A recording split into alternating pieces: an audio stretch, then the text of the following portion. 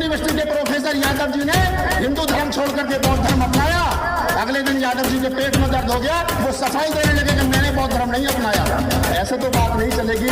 अगर आप धर्म का काम कर रहे हो, अगर आप मिशन का काम कर रहे हो, अगर आप मंच पर आकर के 1 घंटे का भाषण दे रहे हो, तो आपने अगर 22 प्रतिज्ञाएं ली है, पंचशील ली है और बौद्ध भिक्षुओं के सामने कसम खाई है, तो आपको मानना पड़ेगा कि आज के बाद आप बाबा साहब और बुद्ध के बताए हुए रास्ते पर चलोगे। ये चलने वाला नहीं है कि मंच पर कुछ और मंच के नीचे करने के बाद में कुछ, ये धोखेबाजी। मैं कहता हूँ जिनकी भावनाएं आहत हो जाए, मैं कहना चाहता हूँ जो धर्म ग्रंथ इंसान को इंसान से दूर करने की बात करते हो, जो इंसान को गुलाम बनाने की बात करते हो, जो इंसान को पशुओं से बदतर समझते हो, ऐसे तमाम धर्म ग्रंथों को बम से उड़ा देना चाहिए। इन धर्म ग्रंथों की कोई जरूरत नहीं है।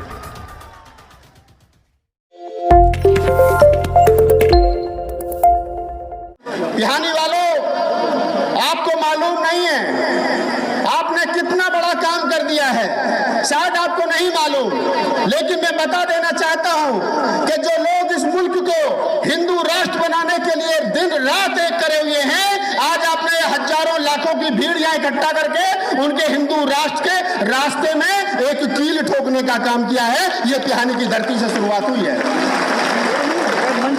जो लोग ये कहना चाहते हैं, जो लोग इस देश के संविधान को बदल करके यहाँ मनुस्मृति को लागू कर देना चाहते हैं, जो लोग इस देश को एक रंग में रंग देना चाहते हैं, जो लोग इस देश में जाति के नाम पर, धर्म के नाम पर सांप्रदायिक दंगा भगाना चाहते हैं, उनको ये मालूम होना चाहिए कि अभी इस देश के अंदर बाबा साहब डॉक्टर अम्बेडकर की लायक औलाद जिंदा है, वो तुम्हारा सपना साकार नहीं होने देंगी।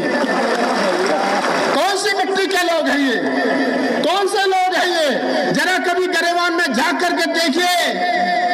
इन अनपढ़ और कुपढ़ लोगों से मैं कहना चाहता हूं, मैं मानता हूं तुम्हारे लिए मनुस्मृति अहम हो सकती है, किसी के लिए कुरान अहम हो सकती है, किसी के लिए बाइबल और गुरु ग्रंथ साहब अहम हो सकते हैं, लेकिन देश के लिए संविधान अहम है। ये देश के हर एक नागरिक को समझ लेना चाहिए।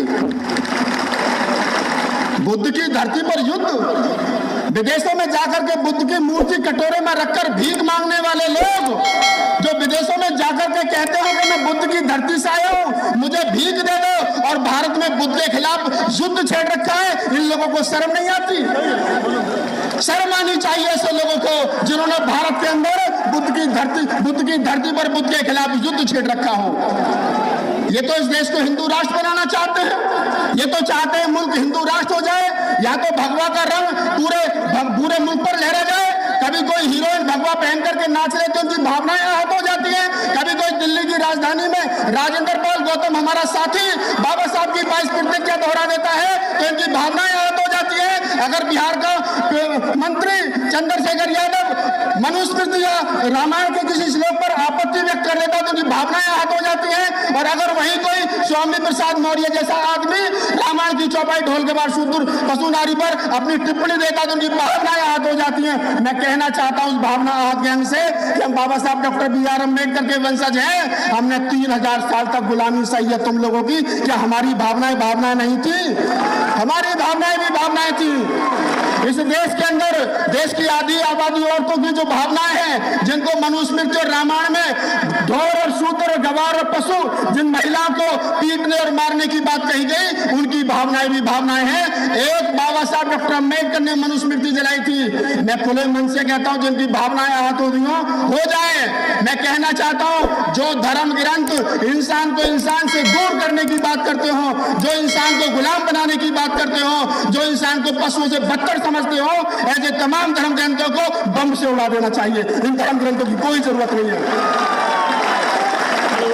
ऐसे धर्म ग्रंथों की हमें कोई जरूरत नहीं है। हमारे पास भारत का संविधान है जो हमें मैत्री, करुणा, भाईचारा सिखाता है, और हमें इससे ज्यादा कोई जरूरत नहीं है। जिनकी भावनाएं आहत होती हो वो अपनी भावनाएं अपने घर रखें। इस देश में 3% लोगों की भावना नहीं है, 97% लोगों की और भी भावनाएं हैं जो इस देश के अंदर रहते हैं।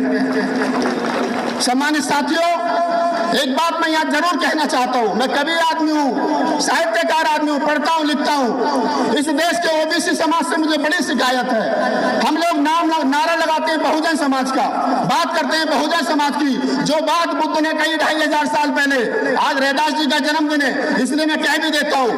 बुद्ध ने कहा सभ्य सत्ता सुखी होंतु सभ्य होंतु चखे बिनो सभ्य भद्राणी प्रशंतु मां कंचतु महागनो, यानी सबका कल्याण हो, सबका मंगल हो। यही बात रैदास ने कही। ऐसा चाहूं राज में मिले सबन को अन्न, छोट बड़ो सब संग से रैदास रहे प्रसन्न। जब हमारी विचारधारा एक है, हमारे पुरखे एक है, हमारे सपने एक है, हमारे सपनों का भारत एक है, तो फिर यहाँ ओबीसी समाज से मैं एक बात जरूर कहना चाहता हूँ। ओबीसी समाज के लोग आजकल बहुत काम कर रहे हैं और भी काम करने की जरूरत है, लेकिन अगर बहुजन समाज की एक बड़ी छतरी बनानी है, एक बड़ा अम्ब्रेला बनाना है, तो ओबीसी समाज को 52% जो इस देश के अंदर है उसको अपनी भूमिका सुनिश्चित करनी पड़ेगी। और पेरिया ललित सिंह यादव को, रामस्वरूप वर्मा को, जगदेव बाबू कुशवाहा को और तमाम वो जो हमारे महापुरुष हुए उनको पढ़ना पड़ेगा और ये मंदिर की लड़ाई से बाहर निकलना पड़ेगा। तब जाकर के हम बहुजन समाज बना पाएंगे और तब जाकर के इस देश के हम हुक्मरान बन पाएंगे। हमारा एक साथी है, मैं नाम नहीं लूंगा, हालांकि आप समझ जाएंगे। हमारा एक साथी है, दिल्ली यूनिवर्सिटी में प्रोफेसर है, यादव समाज से आता है। कानपुर में बौद्ध धर्म की दीक्षा हुई, कानपुर देहात में, पुखराया में 10,000 लोगों ने छोड़ करके बौद्ध धर्म अपनाया। उस आदमी ने भी वहां पर बौद्ध धर्म की दीक्षा ली और हमने हमारे टीवी चैनल पर वो खबर चली, दिल्ली यूनिवर्सिटी के प्रोफेसर यादव जी ने हिंदू धर्म छोड़ करके बौद्ध धर्म अपनाया। अगले दिन यादव जी के पेट में दर्द हो गया, वो सफाई देने लगे कि मैंने बौद्ध धर्म नहीं अपनाया। ऐसे तो बात नहीं चलेगी। अगर आप धर्म का काम कर रहे हो, अगर आप मिशन का काम कर रहे हो, अगर आप मंच पर आकर के 1-1 घंटे का भाषण दे रहे हो, तो आपने अगर 22 प्रतिज्ञाएं ली है, पंचशील ली है और बौद्ध भिक्षुओं के सामने कसम खाई है, तो आपको मानना पड़ेगा कि आज के बाद आप बाबा साहब और बुद्ध के बताए हुए रास्ते पर चलोगे। ये चलने वाला नहीं है कि मंच पर कुछ और मंच के नीचे उतरने के बाद में कुछ, ये धोखेबाजी नहीं चलेगी। इसलिए ये बात मैं यहाँ कहना चाह रहा हूँ, ये बात महत्वपूर्ण बन जाती है। जो भी लोग मूवमेंट में काम कर रहे हैं वो तमाम लोग महत्वपूर्ण हैं। हम लोग देश भर में जाते हैं, कविता के माध्यम से, गीत के माध्यम से, भाषण के माध्यम से तमाम लोगों को हम लोग बाबा साहब फूले अम्बेडकर, जो फूले अम्बेडकर आंदोलन है उससे जोड़ने का काम करते हैं। लेकिन फिर भी कहीं ना कहीं हम लोग दिन रात बाहर रहते हैं, हमारे ऊपर मुकदमे होते हैं, लेकिन हम ये काम इसलिए करते हैं क्योंकि हम चाहते हैं कि बाबा साहब डॉक्टर अम्बेडकर का जो अंतिम सपना था कि भारत बौद्ध में हो, उसको हम साकार कर सकें। अपने महापुरुषों, अपने पुरखों की विचारधारा को इस देश के अंदर रोक सकें और बता सकें इस देश के मनुवादी लोगों को कि अभी बाबा साहब डॉक्टर अम्बेडकर की लायक औलाद हैं, हम आपका सपना साकार नहीं होने देंगे। अगर आप सही मायने में चाहते हो कि इस देश के अंदर मानवता, समानता, भाईचारे का राज हो, तो आप ये ध्यान रखना। एक बात कहकर के मैं ज्यादा समय नहीं लूंगा, राजरतन जी को भी बोलना है। अगर आप चाहते हो कि बाबा साहब के सपनों का भारत बने, तो अपने पड़ोस में जो भी SC ST OBC माइनॉरिटी समाज का आदमी रहता हो, उसको बाबा साहब फूले अम्बेडकर की विचारधारा से जोड़ना और बताना कि तुम्हारी मुक्ति का रास्ता मंदिरों से नहीं है, स्कूलों से जाता है।